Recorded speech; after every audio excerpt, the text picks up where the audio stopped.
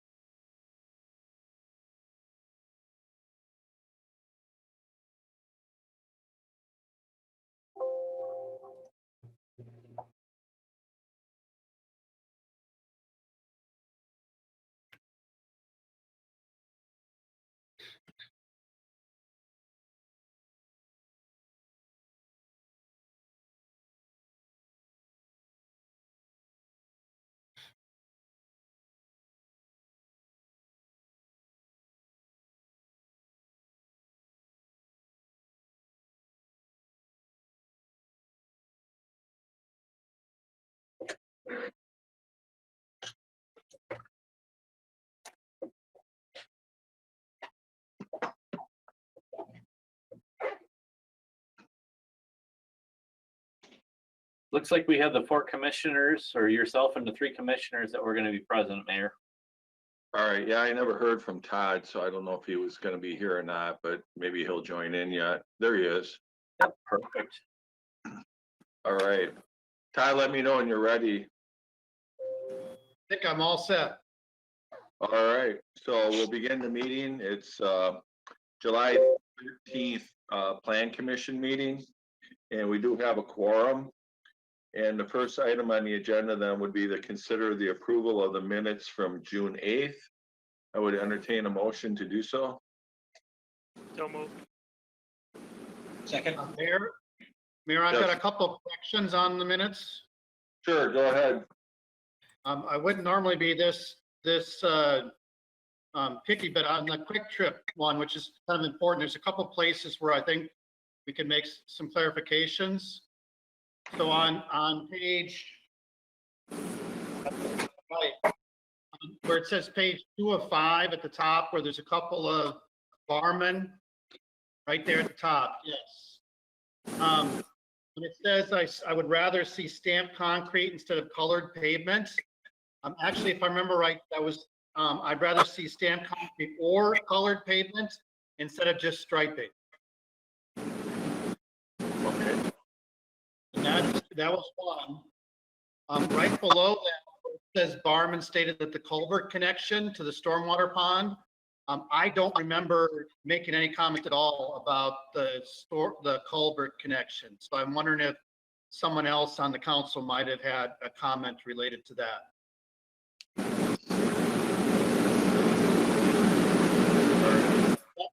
That me that's We can look it up.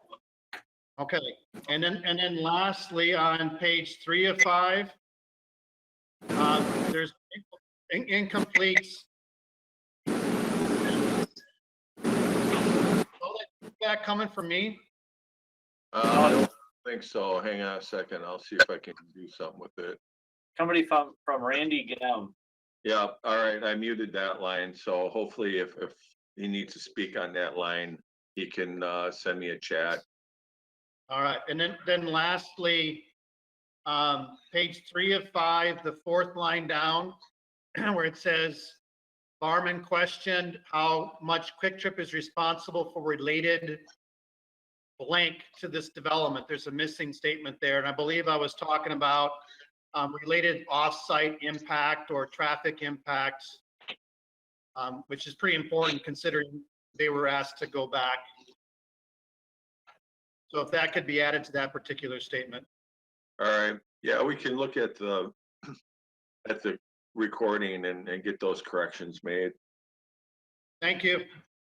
So we have a motion, we have a second to approve the minutes as it will be corrected. Any more discussion? Hearing none, all in favor, say aye. Aye. Aye. And any opposed? None opposed, that carries. Council representative report, Alder Caravella is missing, but I'll just highlight a few things. Tomorrow night at the council, we have a second reading on the ordinance for the Ashbury Lane property. The council did approve the Viking Day Camp conditional use permit and the conditional use permit for the building at 700 Nygaard Street. And let's see, I think those were the main ones. Am I missing anything, Rodney? No, I think you did well. All right, so we'll go on to staff report, and that would be Director Shield. In your packet is the standard memo that outlines a few of the projects. I should just highlight a little off the notice is Glacier Moraine Drive of Business Park North. The final coat of pavement was put on that over the weekend on Saturday, and exclusively Roses and Grosso's project are well underway on Glacier Moraine Drive. I think the pavement over the weekend didn't interrupt their construction activities there. I should also add the North American Fur building is for sale. We've had some pretty serious inquiries from realtors related to that site. So hopefully we're successful in finding that, or they're successful in finding a client that would continue to expand on that site. The one I had most recent discussions with were quite encouraging. So hopefully we're successful in landing somebody that takes the mission forward and moves that building onto a bigger footprint. All right, any questions about the reports? With the NAFTA building, the one that's out there, but do they still maintain the other one that is closer to Ortega?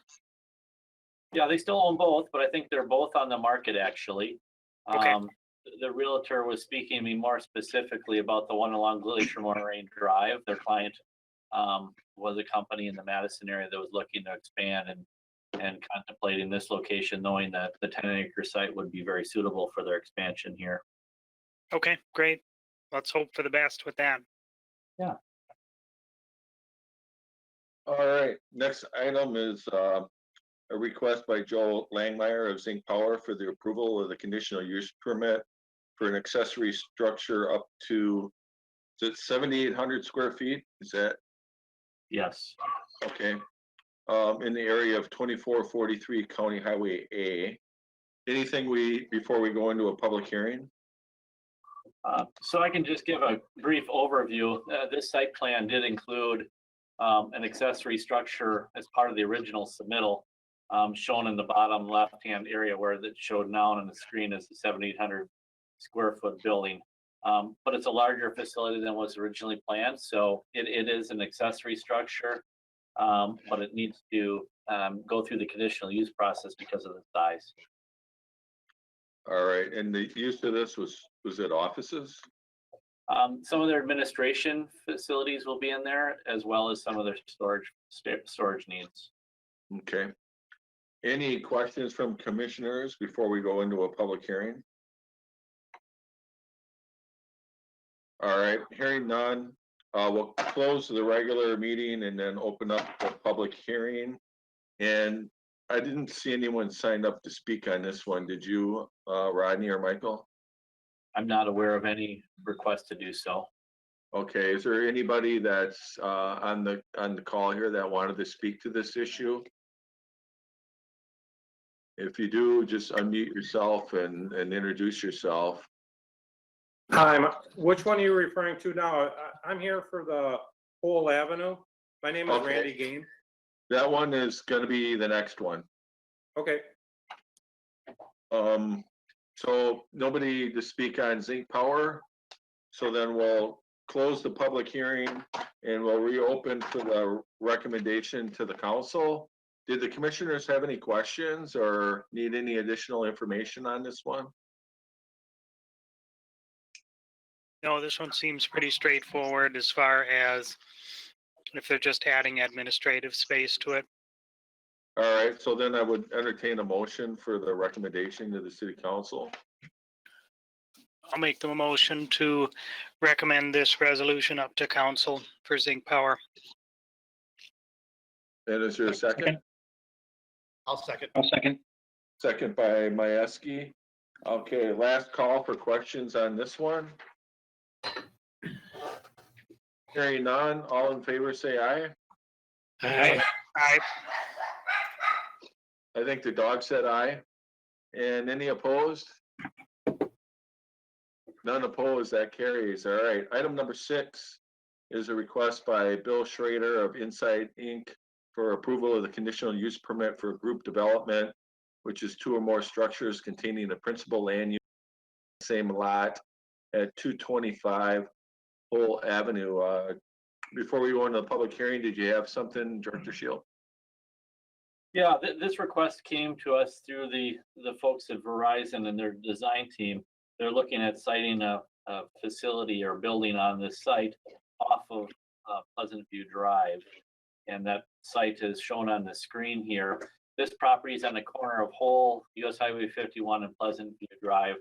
The additional building is in the southeast corner of the site. And it's shown on the plan as shown here. All right, any questions before we open it up for a public hearing? Well, yeah, I'm just curious. I mean, I kind of read some of this, some of the blog about it and what it's going to be. And that's going to be right next to my house. Okay, so Randy, you want to speak at the public hearing? Let me get into that, and then you can introduce yourself. Okay. So we're gonna close the regular meeting, and then we open it up for the public hearing. And you can certainly speak, and I know Bill Schrader is on the line as well, if he wants to offer any answers that commissioners may have. So go ahead, Randy. Well, like I said, I had kind of read about what's going to be there. It's going to be a building right outside rooms of my house. My biggest concern is going to be noise, because I can't believe that is going to be a completely quiet structure. So from what I read, it didn't mention anything about noise. So I guess this is probably one of those things that's not going to be stopped. But I would like to hear more about the noise situation. Like I said, it's right outside my 2 bedrooms. And I mean, this has been, a family neighborhood, and there might even be some of the other neighbors on here also. All right, did you have any other questions that you wanted us to try to address? Because we usually don't engage in the conversation, but the commissioners could ask the same questions. Yeah, that would be helpful. Okay. Because I don't know, some of these units, it seems like there's a buzzing, like, a 24-hour buzzing from them. So I would like to know what's really going to be involved with this. All right. And anybody else wish to speak at the public hearing? Okay, hearing none, we'll close the public hearing, and then we'll reopen it for questions from the commissioners, or Bill, if there's anything that you want to explain about the project. Sure. Yeah, thank you for allowing me to be here tonight.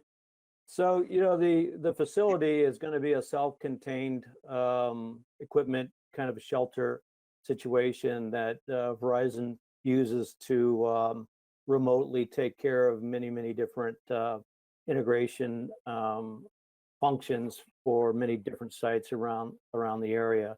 So it is a self-contained prefabricated shelter with lots of radio equipment inside of it. There will be very few trips to the location by the service techs that are responsible for the facility. You could maybe expect a service tech to show up maybe once or twice a month to tweak the equipment inside of the shelter. The shelter then is also surrounded by a 6-foot-high fence. There will be adequate landscaping all the way around it. The setback requirements are met. I believe it's 20-foot setback from any R-zoned property. The facility will be operating 24/7.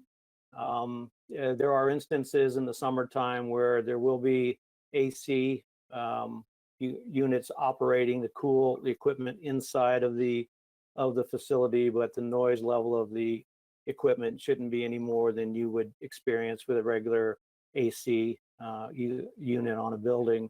There will be a diesel generator that will be inside the equipment shelter. And those generators very rarely ever go off in an emergency situation. They do service them maybe once or twice a month, and they can schedule a certain time period to make sure that when they're running the cycle through the generator, that it's during regular business hours. So, and I believe those cycling periods only run maybe half an hour or so for them to make sure that the equipment is up to speed and working properly. So basically, you're talking about a fully self-contained facility located on a property, with the adequate shielding and screening per code, with the setbacks per code, and without any interruption to the streets or to traffic flow and that sort of stuff. So, basically that's it in a nutshell. It's not a tower, it's not an antenna facility. It's just basically a equipment shelter that is operating 24/7. And do you have these in other communities or even in Stoughton currently? I don't know about Stoughton, but yeah, there's a lot of these going around. It's a big push for a lot of the carriers. Again, these CRAN hubs are extremely vital in helping the carriers consolidate and operate their network streamlined from one location. So they're in Milwaukee, they're in Madison, they're little hubs that need to be located to help drive the 5G and drive the efficiency of the network. And do you get any input from the neighbors? I haven't had any input, negative feedback from any of the residents that in any of the projects that I've been involved in. Okay, thank you. Do any of the commissioners have any questions? Bill, will this facility have any stray RF from it at all, or is this all hardwired facility? Well, it's an all hardwired facility. There will be some signage on the front door of the facility, but in terms of a regular RF sort of emissions, no. Okay, so this is basically just like just a processing center ultimately, right? Basically, yes, sir. Okay, thanks. Mayor, I have a question probably for Rodney. Sure. My question relates just to making sure I understand group developments as relates to the code. And I understand, right now, these two particular buildings, the new one from Verizon here, has no relation whatsoever to the other building on the property. Is that what is typical of a group development, that are really completely different land uses? And as long as the lot is able to accommodate the extra building, then it comes to the plan commission as a conditional use. I just want to make sure I'm understanding our role tonight. Yep, you summarized it correctly. Two principal uses cause this to kick into the group development standard for this location. Okay, thank you. And then, so what we're looking for tonight was, we have a recommendation for the conditional use permit to the council. And then the site plan is just the plan commission needs to authorize that. Is that the second part, as I understand it? Yep, that's correct. Okay. All right. Any other questions? So I guess we'll have potentially two separate motions here. The first one would be the recommendation of the council on the conditional use permit. Is anybody willing to make a recommendation? I make that recommendation. Okay, that was Commissioner Robinson. Was there a second? I'll second it. Second by Barman. Any more discussion on the conditional use permit? And I think that falls under that whole conversation where we'd really have to have, some evidence that there was, detrimental effects that would take place if we were going to try to deny it, and based on what I heard, I didn't hear any. Is that correct, Rodney? Yeah, you'd have to have definitive reasons to object to it, to deny it. Okay.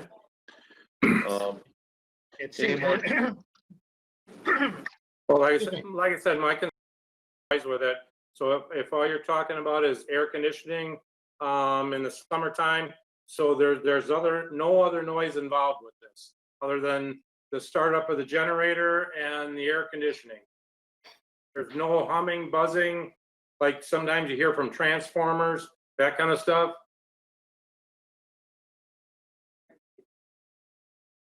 Hello?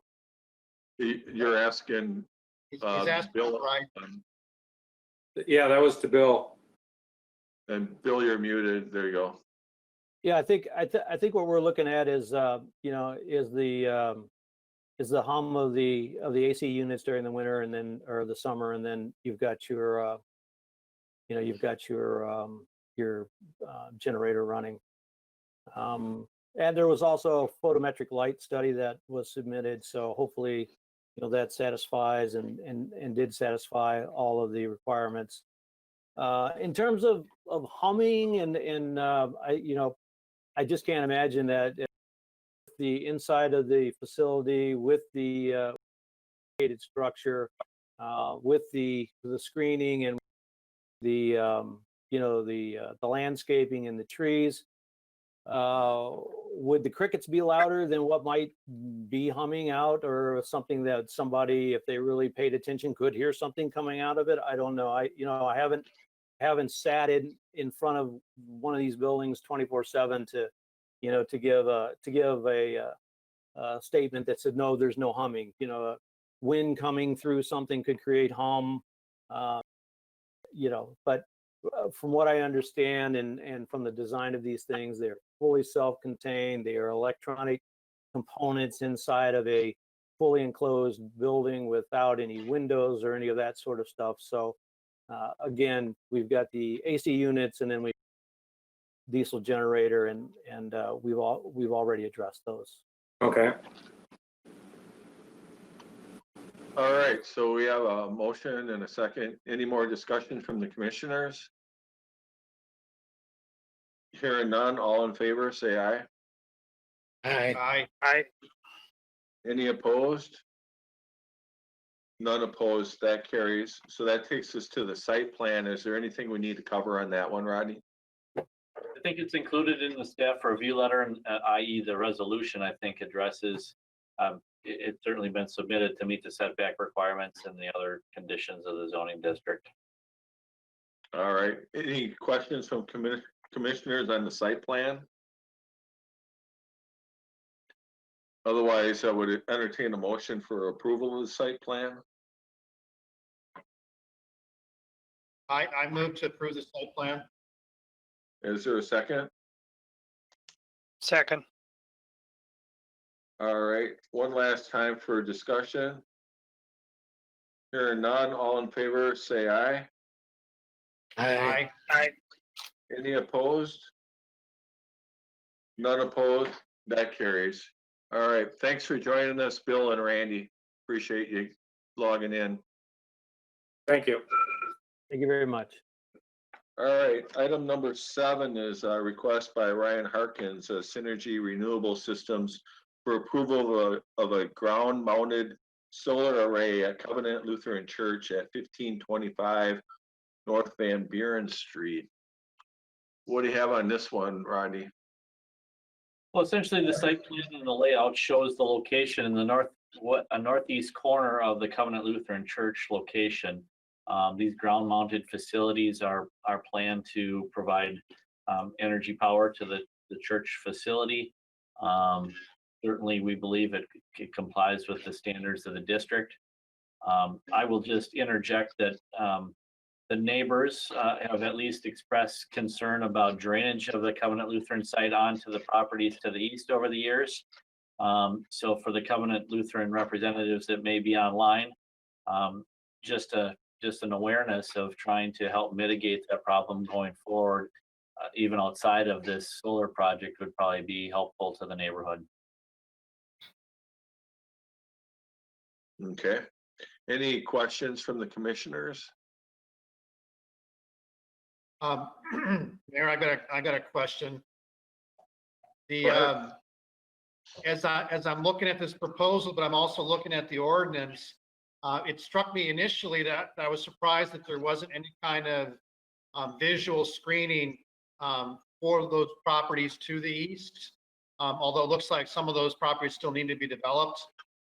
But then in the code, it's very clear that you can't have any kind of obstruction, solar obstruction for units like this.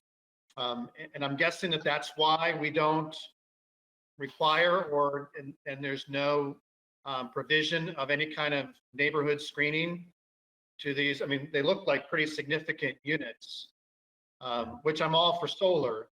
And I know we can't block solar access, but it would seem like there might be some kind of screening between those arrays and the residential property, I think is to the east. I don't know if there's a representative from Covenant Lutheran on the line or not, or from the solar company that would speak to that. I was just going to highlight for you, Todd, those properties to the east actually are developed, even though it doesn't show the building footprints on this particular map that's on the screen. Those are fully developed residential single-family sites. Okay. And, there is mature landscaping on those sites as well, but I do know that we have to be very cautious in what we can do related to solar regulation. This is Ryan Harkins on the line from Synergy Renewable Systems. I can address some of those concerns. Yeah, there are some existing screenings on neighboring properties, and I know to the north of the solar array, there's a 6-foot privacy fence on that property owner's lot.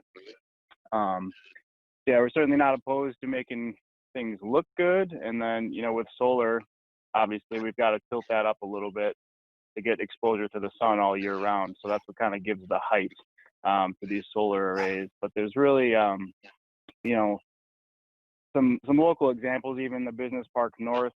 You know, this is a relatively low profile ground mount system. So if you're looking at the site design there, you know, you got one end of it that's, I believe it came in under 6 feet. And then just dealing with some grading down to the east there, the array does get a little higher relative to grade, but it's, you know, below 9 feet even. We're putting a picture of it up on the screen right now, Ryan. It looks like you called in, but you won't be able to see it, but Rodney can highlight it for the commissioners. Was there any thought about putting it on the roof, or that just wasn't feasible? Yeah, if you kind of look at their roof, not sure, probably everybody's familiar, but they have a really steep east and west ridge. I don't know the pitch of that roof, and it's really high up. So solar on the, you know, the high part of the peak of that worship space is really not feasible. And then they do have some smaller flat roof areas that maybe have some small potential, but the problem is that, you know, as soon as that sun comes over and hits that high peak of that roof, bam, you're shading the entire solar array. So really just from a economical standpoint and production standpoint, the only logical place to put it was out in their existing green space to give it kind of full access throughout the year and throughout the day. Yeah, we can kind of see that. We have an aerial view up of the roof, and we can see it, even a little shade from this aerial view. So we can see where you're coming from. Any questions from commissioners? Ryan, what will be the estimated peak power output of this entire array? This is just under 85 kilowatts DC. So Okay. transferring over to AC, it gets a little bit less than that, but. Okay.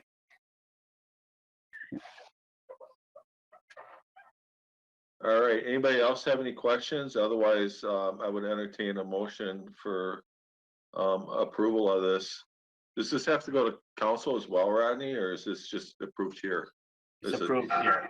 It's like a site plan? Yep. Okay. So what would the commissioners like to do tonight?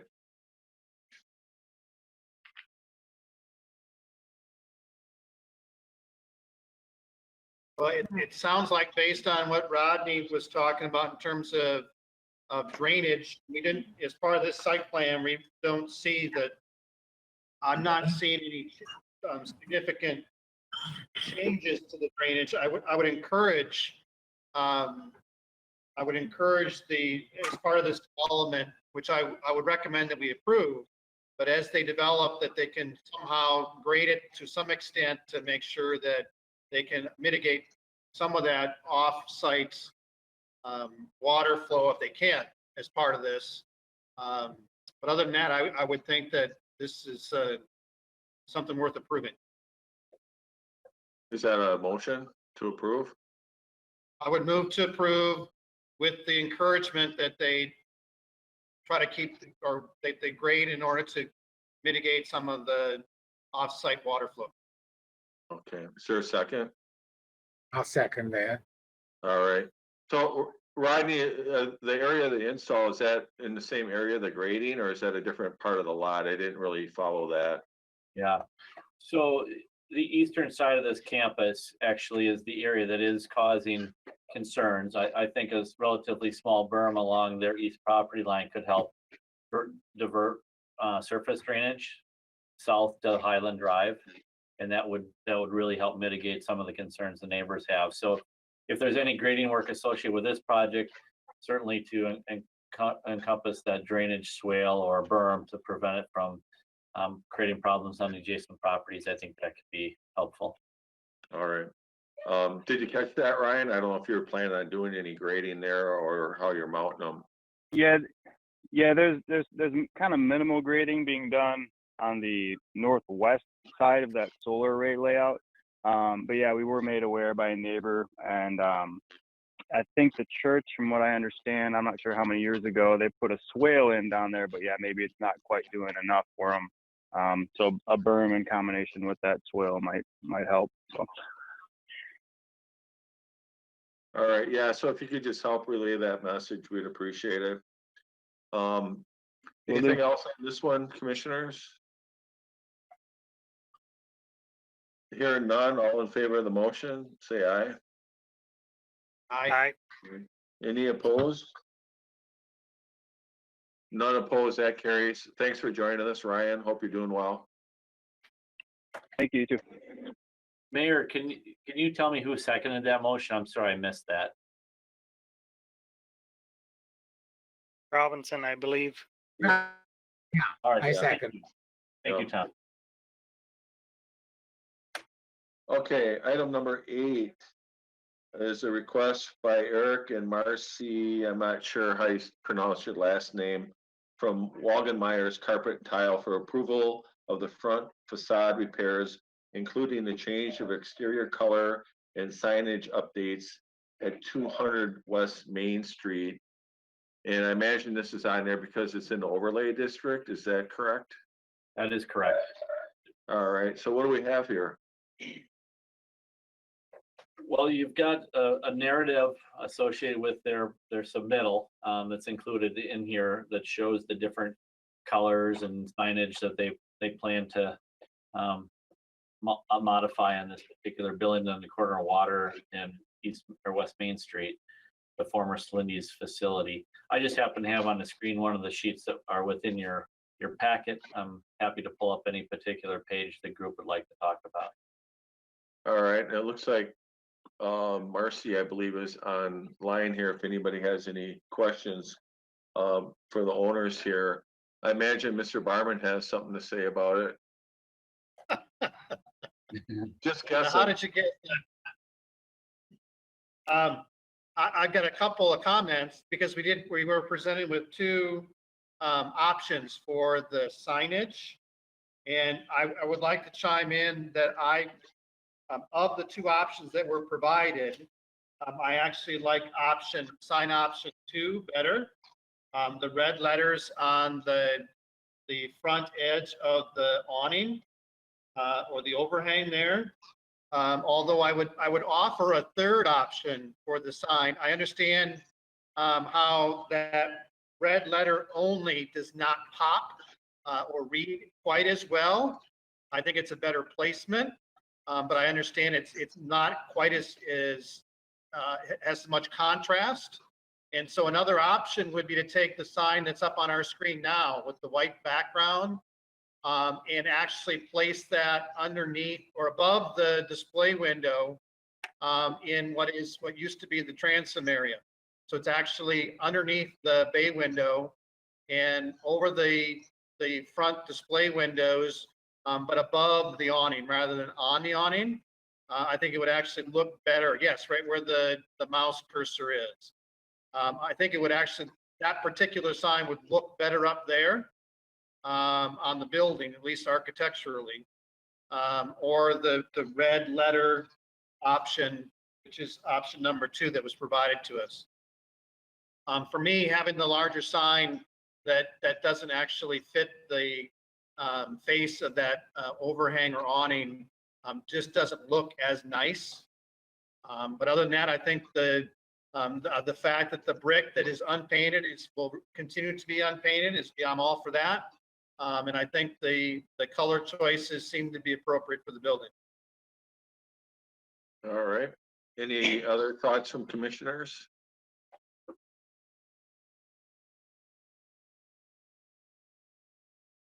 And then I think Marcy is on the line. I don't know if you have any thoughts from a building owner perspective that you want to share with the commissioners. Feel free. Sure, this is Eric here as well. Eric. Hey, so here is my thoughts, Todd, on that. So first off, we submitted the 2 of them in case you didn't like the first one, just because we want to get going with having signage there. So keep in mind that that first option really is going to be the same size as what Slindy's Interiors currently is, or the little banner we put over it, which gives a little bit of an idea of what the sign itself would look like. So we're not increasing the sign and we're not decreasing it. It would basically be the same footprint as the current sign, as well as getting rid of a couple of the other signs that they had on there because we just don't think it looks proper. I do like your idea of putting it below the bay window. The only problem I see with that is that awning comes out 4.5 feet. So I don't know it's going to be as visible on the building back 4 feet as it would be where it currently is. Yeah, and I can understand that. And I think you'd only have, the way to be able to judge that would be to do a test to before you mount the sign, to put it in that location and actually position yourself to look at it. These flush mounted signs are designed to be viewed for typically across the street or for traffic flowing along the main street. They're not meant to speak to people who are on the sidewalk. You would use, window lettering and those kinds of signs on your doors, those kinds of things to communicate to pedestrians who are walking the sidewalk underneath there. Certainly a flush mounted sign underneath the bay window, you're not going to be able to see as well from the sidewalk. But I think you'll be able to see it just fine across the street and from traffic heading to the east on Main. But it would be a good test to see whether or not, if you're traveling west on Main, whether that awning actually blocks visibility. And if it does, certainly then it's not a good option. But if it's still visible fine from the traffic lane, I think it would look better on the building. I'm not going to deny it. I'm not going to say no to your proposal just because you are using an existing sign panel space and keeping it the same size and all that. I just think it might work better for you and for the building if you would consider option 2 or option 3. So is there a way to make a motion then to give them the option then, Rodney, you think, to approve one of the options and then also approve a second option if they so choose? Yeah, if the commissioners feel comfortable with both options, certainly I think that's a viable What I hear you doing is trying to provide some guidance to the owner if they're willing to try to explore that option more deeply. If the commissioners are okay with either one, then I think having it as an either or is acceptable as part of the motion. Okay. Any other commissioners have an opinion on either of the options? I guess we're at 3 options right now. I would say personally that I prefer option number 2. Okay, I preferred option 2 also. all right. I'll weigh in on that as well. I agree with option 2. I think looks a lot more attractive than the first. And would you guys be, Option 1 looks forced. It's kind of a bump on a pickle out there. all right, and would you guys all be comfortable if they chose to go option 3? Or would you prefer they stuck with option 2 regardless? I feel like I'm testing your eyes.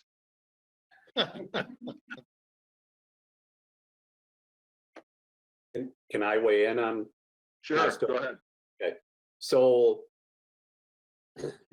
just to say what our opinion is, and I get that you all have to approve one or the other, but understand that we came with the intentions of option 1 being what we really want approved.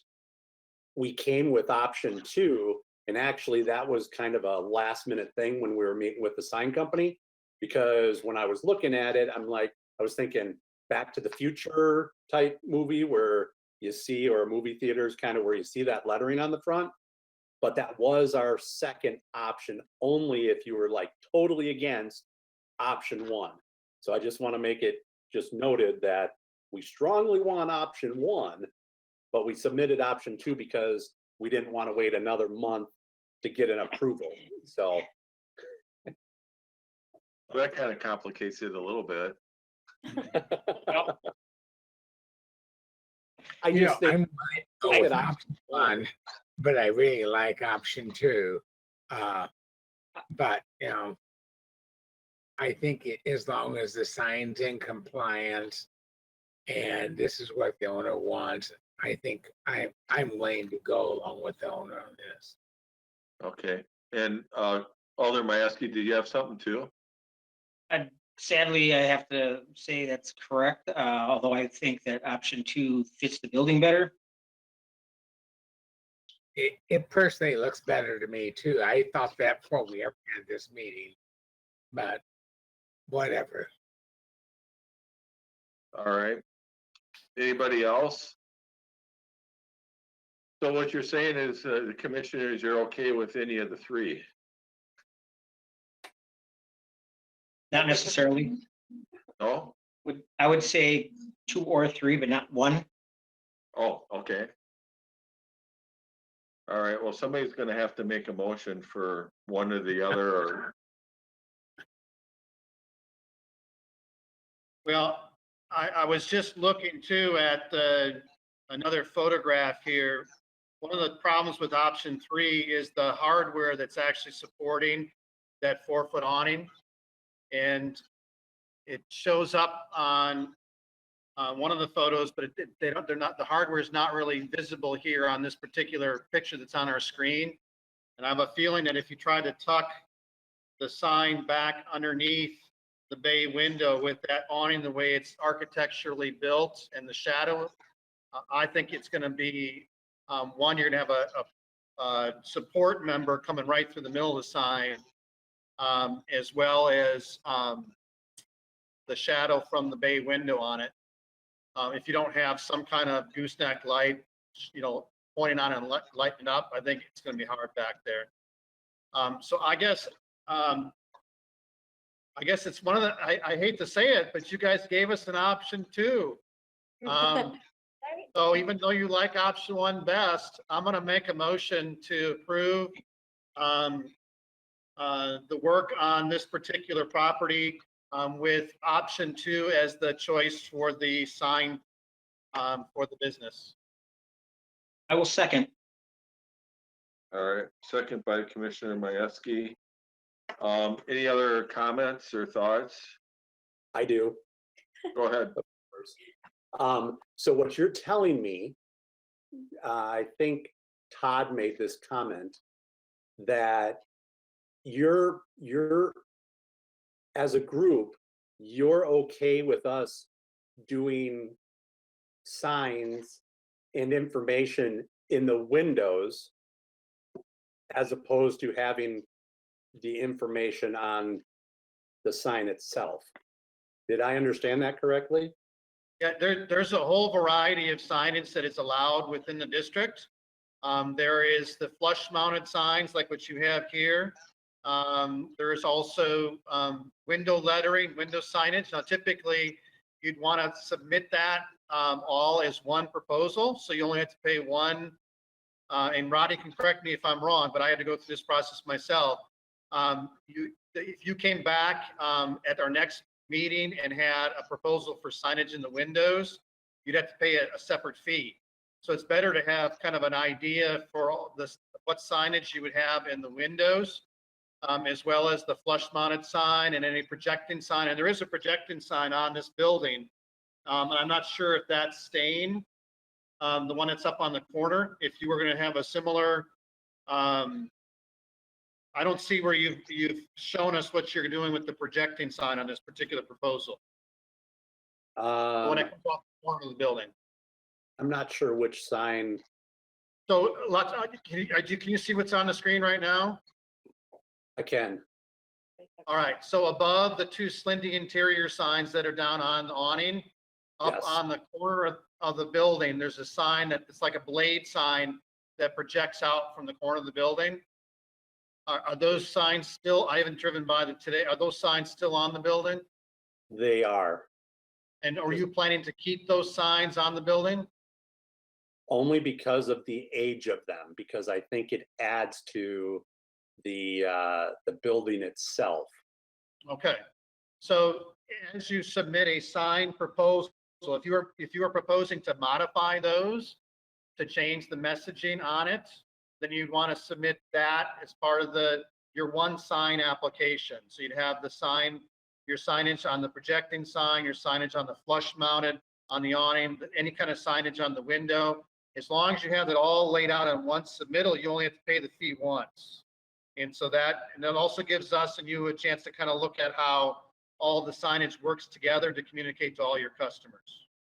Sure, but we are not interested in changing the signage that you were just speaking about, where it says Armstrong Flooring or the Blade signs? Yeah, Sure. we're not interested in doing anything with those. What I was speaking of is in the windows themselves. I see, I believe, up and down the street where people will put temporary, I can't even think of it. Here's the menu for today, or the specials for today, right? Yeah, And we're so- not talking about the temporary signage. We're talking about business signage. So on a window, because the window itself is it looks dark from a distance, even though it's clear pane glass, it always looks dark.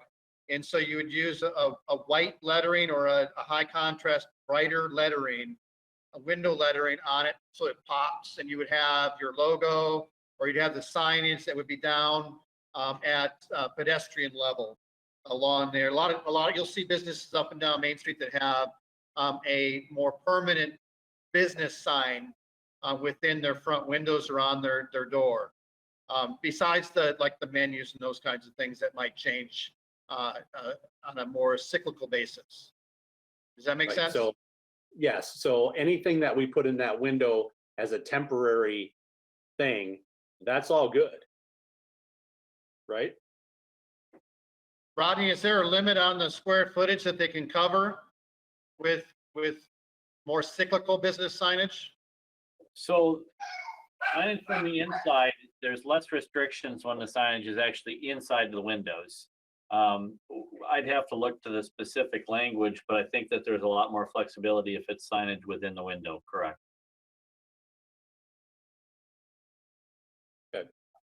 Right, and that's basically what I was looking for, because obviously going with option 2, we lose telephone number, we lose the website that is it actually is more attractive than Slindy's interior, which has been there for how many years, that particular signage, and we're just looking to replace that exact sign with a new version of Langmeyer's Carpet and Tile.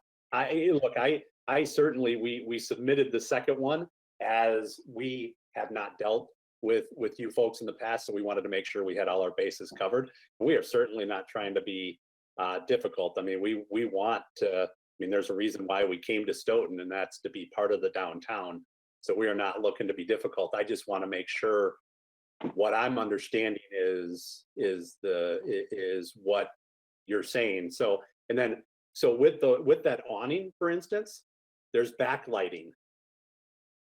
So is that something that's not able to be used as well? The lighting is already there. And that was part of the reason why we put in option 2, because it was like, well, if that backlighting can be used, then option 2 does work. But I thought I saw somewhere that awning lighting isn't permissible, even though it's already there. So right underneath the awning are fluorescents that have tubular bulbs there. I mean, they're there. It's like a outdoor lighting for the building. Maybe they've never been on. Yeah, maybe it's like you've never had it on.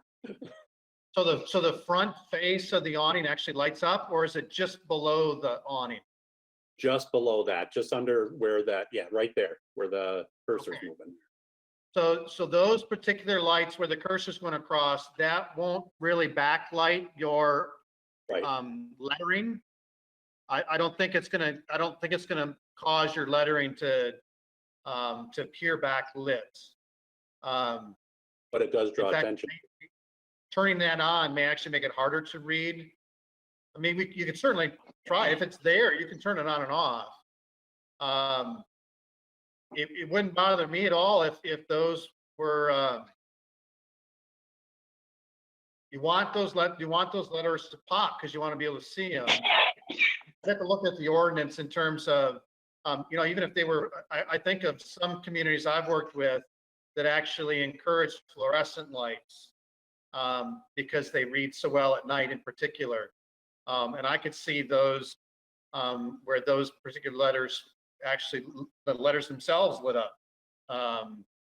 You don't want them flashing. You don't want them going on and off or strobing or anything like that. But if they were just a lit red, that would really look cool on that particular building. I mean, overall, that particular awning is not appropriate to that style of building. We're not going to make you take it down, but that awning is not original to the building. Right. Normally, you'd have a different style of awning, and you'd have exposed transoms up above underneath the bay window where you'd have glass that would light the interior of the store and all that jazz. But I think our main concern with option 1 is that the sign does not actually fit the face of the awning, and all throughout the rest of the downtown, awning signage actually fits the face. It doesn't actually extend beyond it, which just doesn't look as architecturally appropriate, which is why I think we like this. Plus, I think there's some good contrast here. So if I can just highlight the signage in the window, just to reiterate, that inside signage in the window can be done without permitting. So I'm just showing on the screen just an example of the jeweler in town. This is not a current picture, but it does show how they've used some lettering in their window to advertise or highlight some of their product line. And that's done without a permit because it's inside the window. And that is exactly what I was asking for, because if it's not on the sign, we'd like it to be somewhere, as I mean, we're new to town and just trying to get our number out there and so forth. So that makes a world of difference, knowing that we can do that and going with option 2. And by the way, I'm all for putting I love old buildings, and that was one of the reasons we bought this building. I mean, if there's funding available to put the right type of awning on there, I'm all for it. I just can't afford it. We get it. All right. I believe that the Landmarks Commission has a small program for grants for helping out owners on Main Street. I think we did check with them, and if it's the same one, and they are out of funds right now and told us to check back in a month. Because just this week, they've had 3 requests now. Well, Michael Stacy can work with you on that. Michael will have the pulse on what funding options through the landmarks might be available for that. And Michael's been very good to work with through our not very knowledgeable case of coming to Stoughton. So we appreciate that as well. Thank you. Excellent. And thanks for being on the call. Any other questions or comments? We do have a motion for option 2 on the table.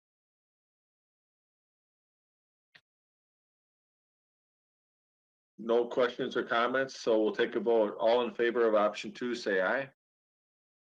Aye. Any opposed? None opposed. Option 2 it is, and then hopefully you can get the windows done the way you'd like them to go with it. I think it'll be great. And we wish you well. Thank you. One last question. Does that also mean you're approving the colors of the building The trim. Yep. and so forth? Okay. Yep. Yep. Good to go. Everything else that was submitted as a single option with the sign option 2 within that content. Wonderful. Appreciate it. All right. you. If you ever need any help, we'll give you Todd's number. Sounds good. If you want help taking that awning down, I'll come out with my ladder. Sure. Well, All right. We're on to future agenda items. Do we have any? Well, we're still continuing to always discover new things that we have to reconcile in our zoning code.